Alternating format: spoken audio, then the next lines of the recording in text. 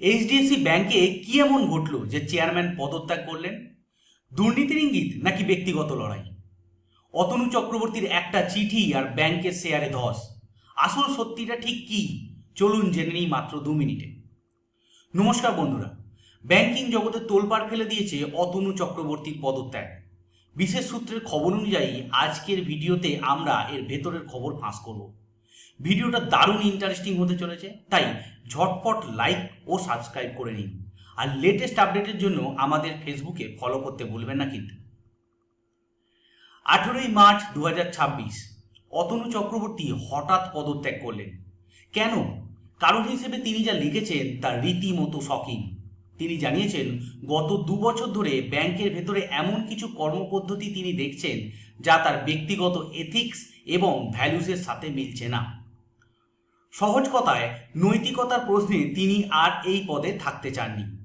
যদিও তিনি কোনো বড় স্ক্যামের কথা সরাসরি বলেননি, কিন্তু তার এই রহস্যময় চিঠি ইনভেস্টরদের কপালে ভাঁজ ফেলে দিয়েছে। কিন্তু ব্যাংক কর্তৃপক্ষ কি বলেছেন? অন্তর্বর্তী চেয়ারম্যান কি মিস্ত্রি বিষয়টাকে পাত্তাই দিতে চাননি।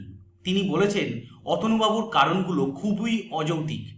অন্যদিকে এক রিপোর্ট অনুযায়ী সিইও শশীধর জগদীশন জানিয়েছেন, বোর্ড অতনু চক্রবর্তীকে বারবার অনুরোধ করেছিল পদত্যাগের কঠোর ভাষা বদলে ফেলতে। শশী জগদীশন জানিয়েছেন, অতনুবাবু কোনো নির্দিষ্ট উদাহরণ বা স্পেসিফিক ডিটেলস দিতে বলা হলেও তিনি তা দেননি। ফলে পুরো বোর্ড এখন চরম বিস্মিত। এই খবরের পর এইচডিএফসির ব্যাংকের শেয়ার একদিনে 4 থেকে 9% পড়ে যায়।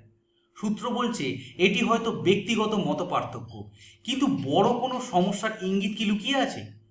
ব্যাংক বলছে তো সব ঠিক আছে, কিন্তু অতনুবাবুর এই সরে যাওয়া সহজভাবে মেনে নিচ্ছে না বাজার। আপনাদের কি মনে হয়, এটি কি কেবল ব্যক্তিগত লড়াই, নাকি ডাল মে কুছ কালা হ্যায়? কমেন্ট করে জানান, আপনার কি এইচডিএফসি ব্যাংকের শেয়ার হোল্ড আছে? আপনি কি এইচডিএফসি ব্যাংক অনেক ওপরে কিনে ফেঁসে গেছেন? যদি কিনে ফেঁসে গিয়ে থাকেন, অবশ্যই আমাদের কমেন্ট বক্সে জানান যে আপনি কত টাকায় কিনেছেন বা কত কোয়ান্টিটি কিনেছেন। ভিডিওটা ইনফরমেটিভ লাগলে বন্ধুদের সাথে শেয়ার করুন। আর এই ধরনের ইনসাইডার খবরের জন্য আমাদের চ্যানেলটি এখনই সাবস্ক্রাইব আর ফলো করে রাখুন। দেখা হচ্ছে পরের ভিডিওতে। এতক্ষণ ভিডিওটি দেখার জন্য ধন্যবাদ।